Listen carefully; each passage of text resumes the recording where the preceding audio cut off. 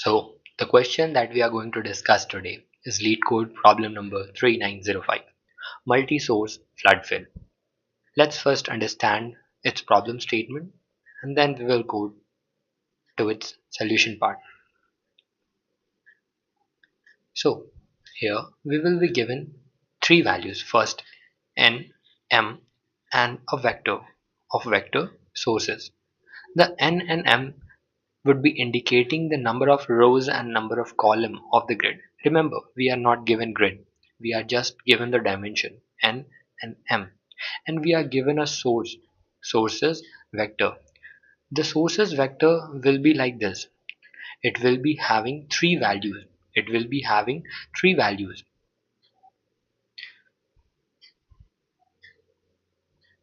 It will be having three values: row value, column value, and the color value for the grid. It will be indicating for a particular position in the grid what will be the color value for that particular box in a grid. It will contain many such coordinates and their color values. Again, remember, we are not given grid. We are given the only positions and color value in the grid. What will be the color values? Color value will be an integer values, which could be the color value could be 0, 1, could be 0, 1, 2, 3, and so on and so on. The value 0 will be indicating the value 0 will be indicating that that the box is uncolored, that the box is not colored yet, that the box is not colored yet. But if the value is 1, 2, or 3, it indicates the box in the grid is colored. Higher the value of the color, the greater will be its intensity. So now what's the logic part here? What exactly is the problem? The problem here it is that for the grid we are given the row value and the column value. Let's suppose we are given row value 0, row value 0. Let's suppose the row value 0, column value 0, and color value is 1. So for the row value 0, column value 0, the given value is 1. So this is our grid becoming. Let's suppose the second value in the sources is 2, 1, 5. So 2, 1, the value here it is 5. To better understand it, let's put colors instead of these numerical values. So let's put here colors. This red would indicate the color value 5 and the purple would indicate the color value 1. With each time passing, a colored box can color its just neighbor uncolored box. A box can color its just neighbor, that is up, left, right, bottom. A colored box can color its neighbor uncolored boxes. So the next time what will happen?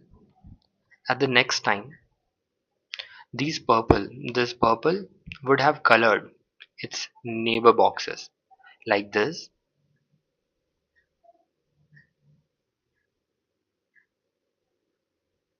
These two boxes will get colored, and similarly this red would also try to color its neighbor boxes. So it will get colored. So similarly the next time it will happen that the color boxes will color its neighbor uncolored box. So in the later part these box will be colored purple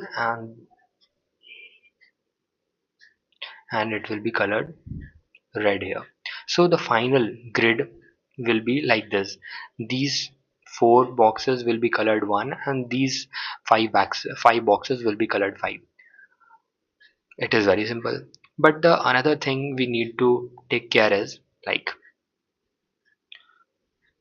it won't be the case always that it won't be the case always that a particular box that a particular box can be colored only by one. There could be this situation also, where a particular box, that is here the middle box, it is neighbored to multiple colors, like it is neighbor to red also, it is neighbor to purple also. Then to decide which color we need to fill here, it is also given. We need to prefer that color whose value is greater, whose color value is greater, because as we are using red for 5 and 1 for purple, 5 is greater, so we need to color this box using the color value higher. So how are we gonna do this?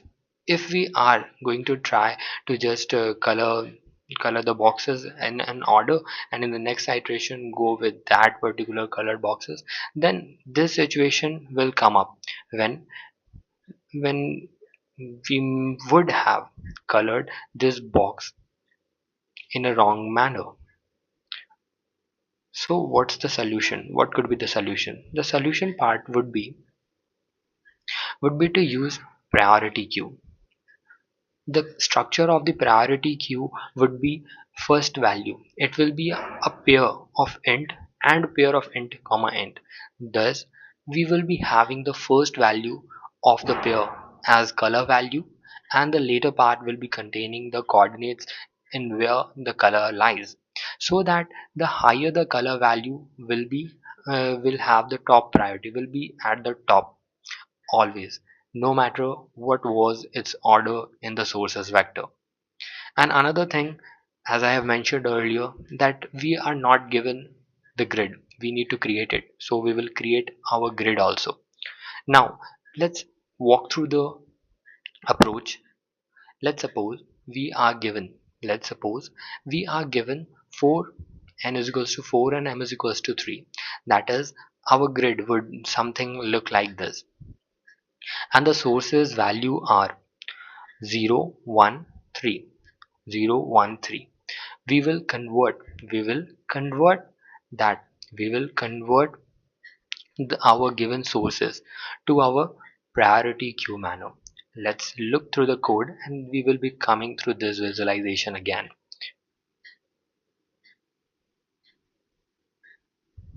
So initially we have created our priority queue and the grid. Then using the for loop, we are assigning the grid values, like whichever grid value. Like in the vector we are given the first value indicates raw, the second indicates column, and the third value indicates color value. And similarly we are pushing it, like first color value and then the coordinate where does it lies. So uh, we will be having our these things will get inserted. So while traversing, the first value we are going to insert in our priority queue is this, so it will get inserted. Now second, 2 1 and 5, that is this one, so we are going to insert it. Remember, priority queue will maintain its order. It's a max priority queue, thus the element which has color value higher will be always be found at its top. Then um, initially what would happen is, like let's go back and just put it back again. What exactly would happen?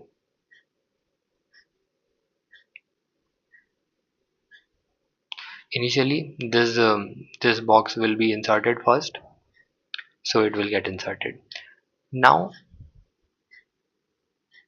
5 would come, the color value 5 will become, as 5 is greater than 3, so it will come to its order, 3 will become below it, and then the fourth the color value 4 part will become, since 4 is greater than 3, so it will be arranged in its right order. order will be maintained.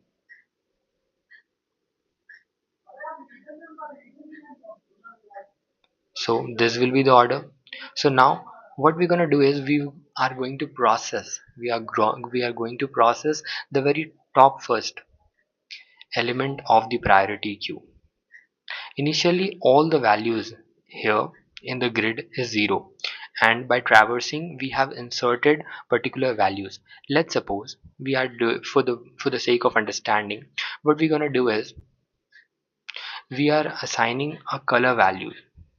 To better understand, we are using purple for 5, we are using purple for 5, we are going to use orange, we are going to use orange for 4, and we are going to use red for 3, so we will better understand it. So let's color the part also. 2 comma 1, 2 comma 1, 2 comma 1, it is 5, which is our purple value, so we will color it. We have colored it. 4 value color is at 3 comma 3 index, so let's color it. 3 comma 3, it's this one. Now 0 comma 1, which is having our 3 value, that is red. So now what exactly the approach is? First we will create another, just entering this, we will be creating another priority queue. I'll make the point clear in the soon. Why are we creating another priority queue? So now at the first iteration, we as we are using the priority queue, that is the color having the maximum value, the color having the maximum color value, we are going to process it first. So let's process it. So while processing it, we will be using the fifth was here, the purple. So we will check its neighbor uncolored boxes and we will color them. So it will get colored here.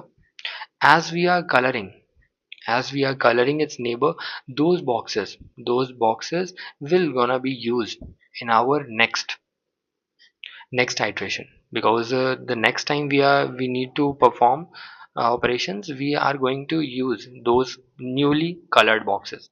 So the 5 will be here, the new indices we will be storing here, so it will be having 2 comma 2 this way. Now as we are processing, we will be using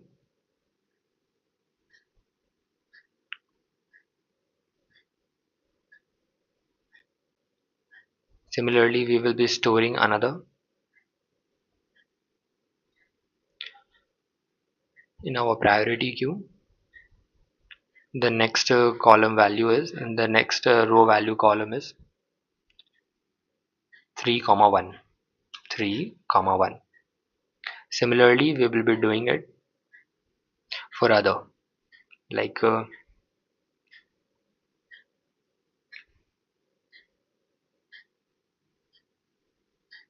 so in the first iteration this will get colored. Now similarly these boxes, these we will be having 4 boxes, we will be having 4 boxes having color value 5. I'm not going to edit the indices right now, it's tedious. Just understand that the did as I have did for the other, it is going to be similar for that, for them as well.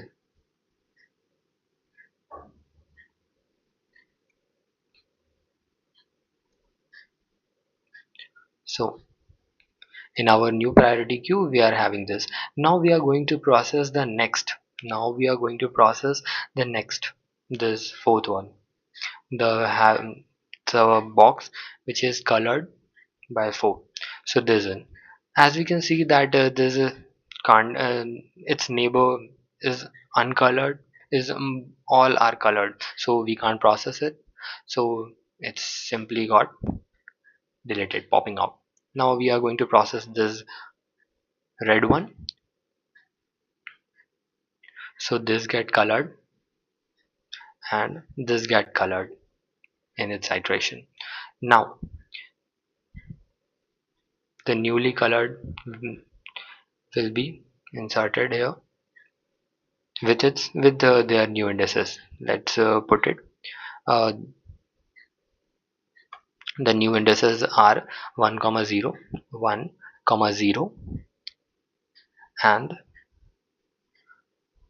0 comma 1, 0 comma 0 it was.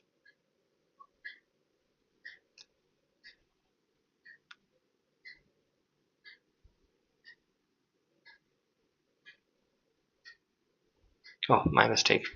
It was initially 0. It was initially 0 comma 1, so it was 0 comma 1, so the neighbor elements that got colored are these. So we will be having 0 comma 0 and 0 comma 2. We will be having 0 comma 2 and 0 comma 0. Again, in the next iteration we will be using like this priority queue got empty. Now we are supposed to use this priority queue in the place of what we have used so far.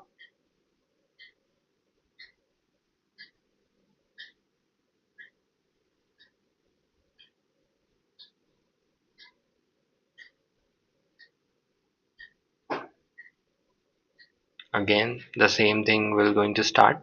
We will be repeating this process until we will be having our priority queue 0. So in the next iteration, let's quickly go up with this. So again, the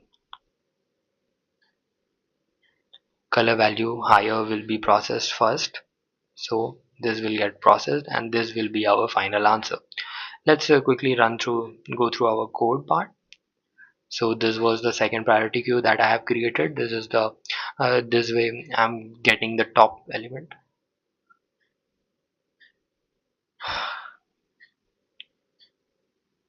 and just popping it out, so that we are checking if the neighbor grid is uncolored, so we get colored. First we will be for top, then bottom, then left, then right, and then we will be copying our presently created priority queue to our initial priority queue, and if it's found to be empty, we are just coming out of the loop and returning the grid. So this was the approach. Thank you.